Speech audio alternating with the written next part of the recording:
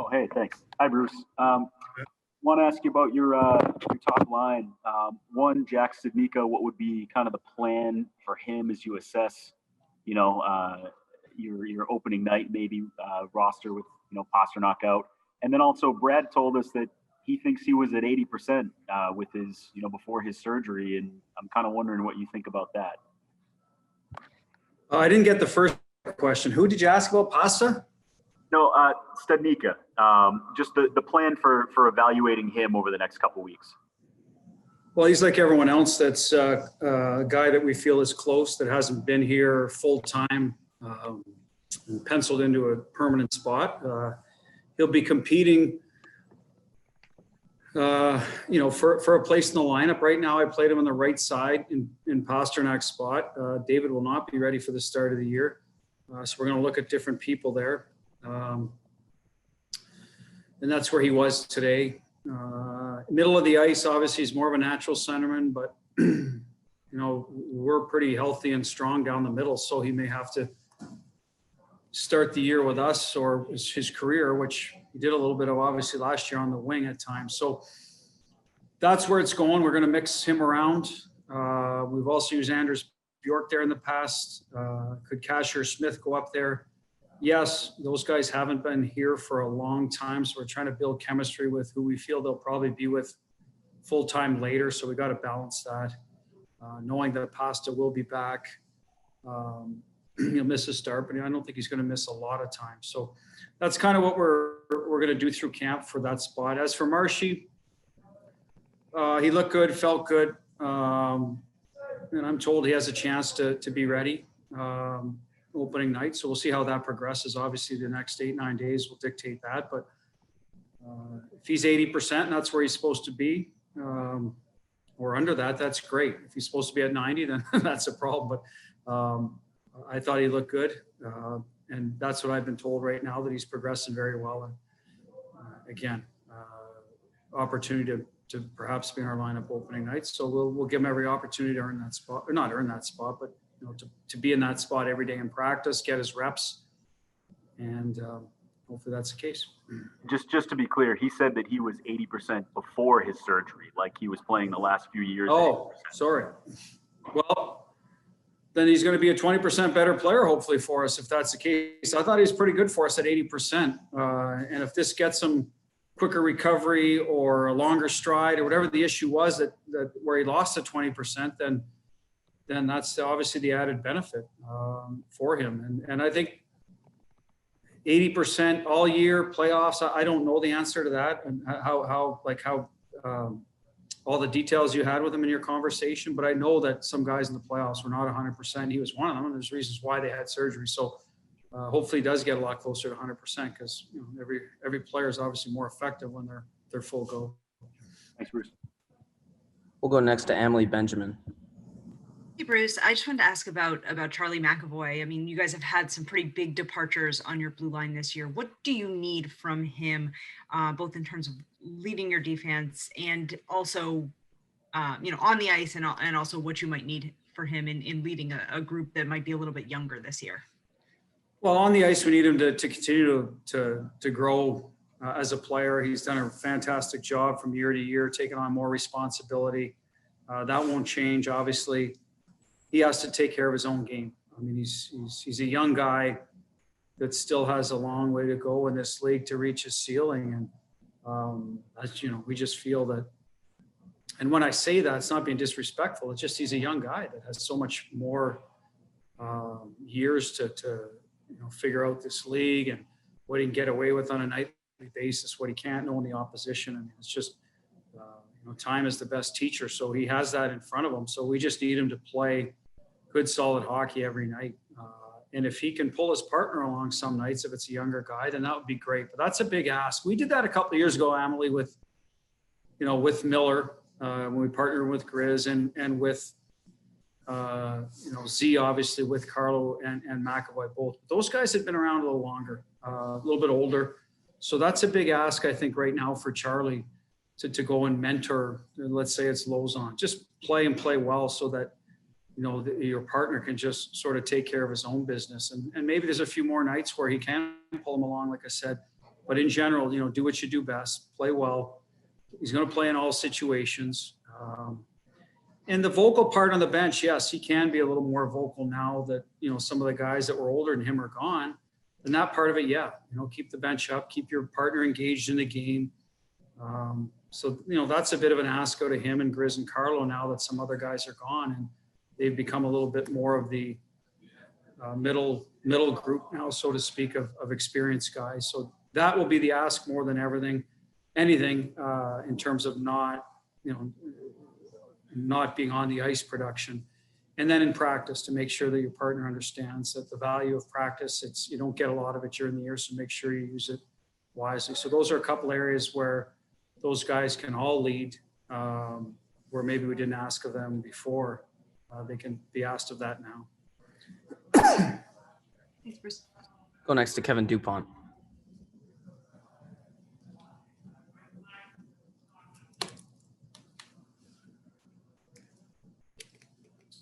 Dupes, are you there?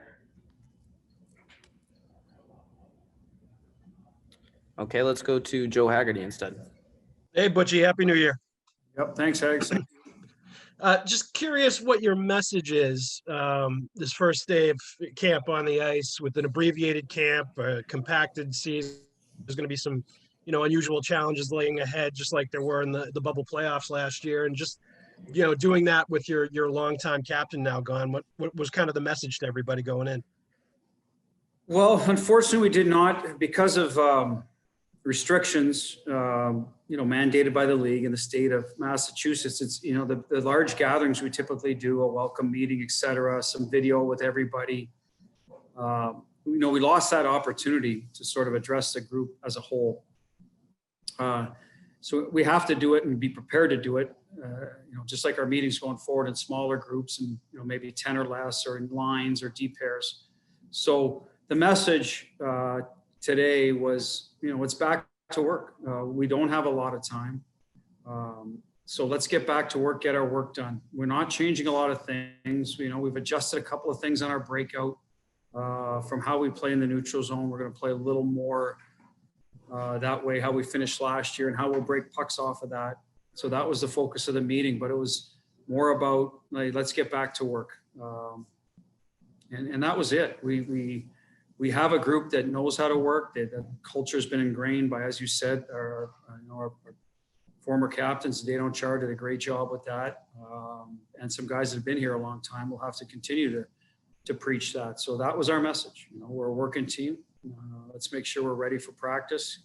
We're not out there for long. Today's probably the longest practice we'll probably have all year because it's training camp. So let's get our work done and then move on to what we need to do next.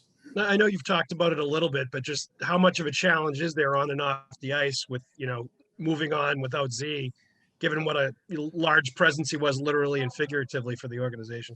Well, you can't just replace, a future Hall of Famer, a guy that's given his heart and soul to the Bruins.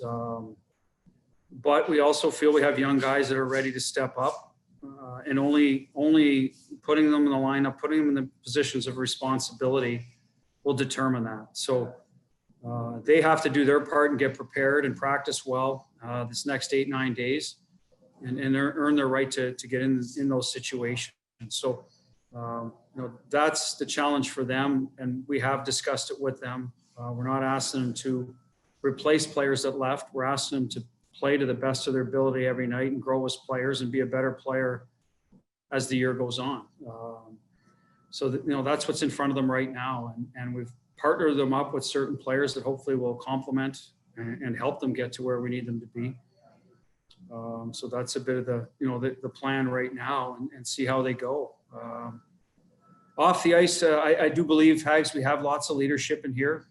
Obviously Z was great in that area. He's captain for 14 years. So we never needed, as a coaching staff to worry about that. But we have Patrice, we have David Krejci, we have Tuukka, we have Millsy, who's back, looks great, back in the locker room. Obviously, you feel more like a leader when you're with the group. So hopefully he takes care of his game first, but also recognizes he did a good job of that for us. We have Brad.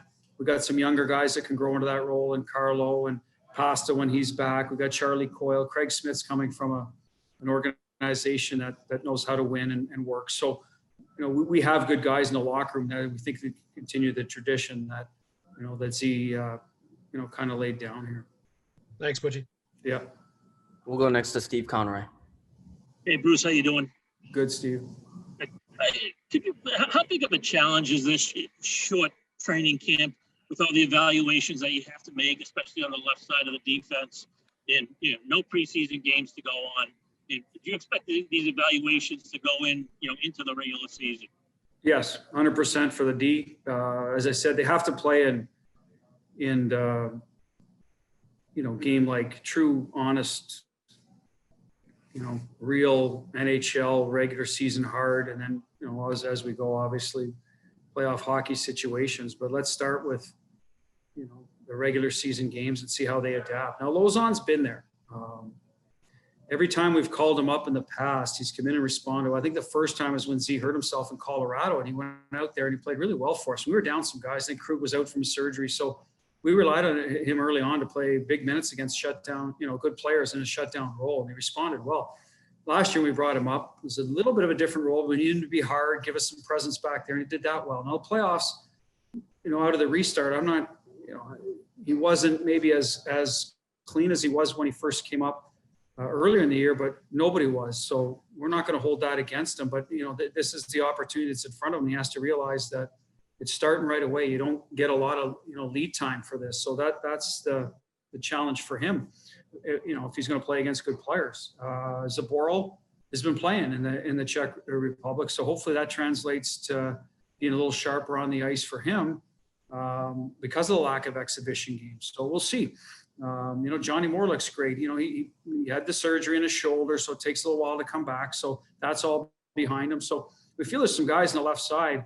We know what Grizz can do, that they can go in and play well for us. So Cliffy missed some time with the surgery, so he looks good. So, there's always the option if everyone's healthy on the right side, can he fill in on the left, play his offside? We have to look at that at some point down the road. So that's a big loss through the exhibition season too, because I'm sure we would have done that, taking a look at him over there, get a feel for it. So yes, we have to evaluate during the regular season this year. That's just the hand we've been dealt. The good news is we don't have a lot of turnover up front.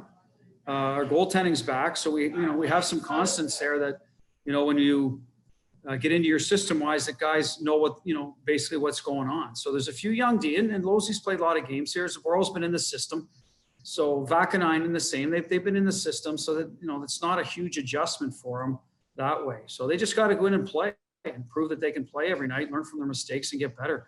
And that will be evaluated early on in the season, and hopefully. It's done quickly, and these guys can adjust and play well. I mean, that's the hope. These guys have all been in Providence for a certain length of time, developing down there under a real good coaching staff. So now it's their time up here. That's what we decided, at the end of our playoff against Tampa, that we would have to go down that road, and here we are. We got time for two final questions. We'll go first to Connor Ryan and then finish up with Dan Roach. Hey, Bruce. What are you looking for a guy like Craig Smith to bring to this team out on the ice? And how do you think he can kind of complement a puck possession guy like Coyle? Well, a lot of what we saw today, he shoots the puck a ton. He shoots it well. It's on net. He's a second effort guy. He's constantly working, high motor. So that's what we'd expect he'd bring. He's done it for years in Nashville, so no different here.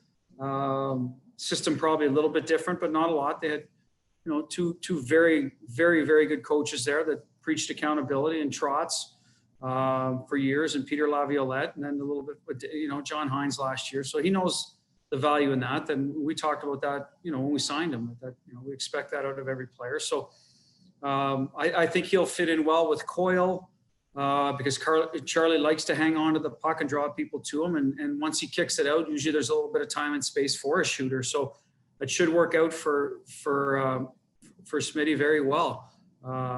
Now we may move him around eventually to see, if there's another fit, but with 8 days and then going right into the regular season, knowing Pasta's progressing well, there's a risk in doing that so that, he plays with everybody, but gets chemistry with no one. Right. So we have to first start him with Charlie, because I feel that would be a good center iceman for him and then see where it goes. Today it looked good, but we'll see every day. And hopefully they develop some chemistry as well.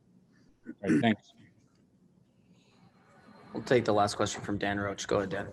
Hi, Bruce. I hope you're doing well. Hi, Dan. How are you? Hope you've been able to throw some at least soft toss indoors or maybe some indoor BP during these time. So No. Been in a lot of cold rinks with minor hockey. Probably every night. My daughter's playing too, so it's been great. nice. Just a thought on what you were talking about earlier with Hags about the leadership on this team now. Will you have any change at all with Patrice Bergeron and what he's done in his career as one of your leaders? And am I to assume that he's going to be the captain? I don't know what the plan is as far as you guys announcing that, but just a thought on Patrice and his role going forward.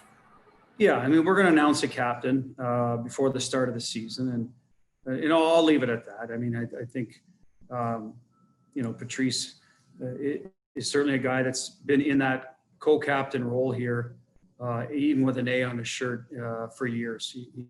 He's accepted that challenge and responsibilities, worked hand in hand with Z for a number of years here. So, if he ends up being the guy, I'm 100% confident that it's not going to change him. It's not going to change his game in terms of being worried on that. He's just a natural guy that's going to go lead by example. He's going to pick people up.